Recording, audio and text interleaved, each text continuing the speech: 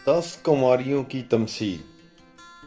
मुकद्दस मत्ती की अंजील उसका 25 बाब 1 ता 13 आयत तक।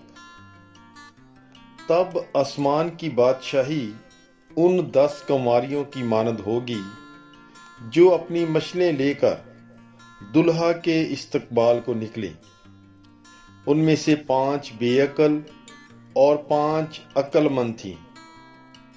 जो बेअक्ल थीं उन्होंने मशलें ले लीं पर तेल अपने साथ ना लिया, मगर अक्लमंदों ने अपनी मशलों के साथ अपनी कुपियों में तेल भी ले लिया। जब दुल्हा ने देर लगाई तो सब ऊँघने लगीं और सो गईं। आधी रात को धूम मची कि देखो दुल्हा आता है, उसके इस्तकबाल को निकलो। इस पर वो सब कंवारियां उठकर अपनी मशलें दुरुस्त करने लगीं और बेअक्लों ने अक्लमंदों से कहा, अपने तेल में से हमें भी दो, क्योंकि हमारी मशलें बुझी जाती हैं।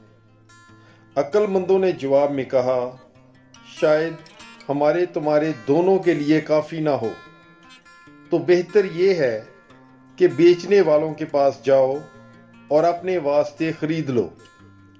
जब वो खरीदने गईं तो दुल्हा आ पहुंचा और वो जो तैयार थीं उसके साथ शादी में चली गईं और दरवाज़ा बंद हो गया। फिर वो दूसरी कंवारियां भी आईं और कहने लगीं, ऐ खुदावंद, हमारे लिए दरवाज़ा खोल दे। पर उसने जवाब में कहा, मैं तुमसे सच कहता हूं कि मैं तुम्हें नहीं जानता।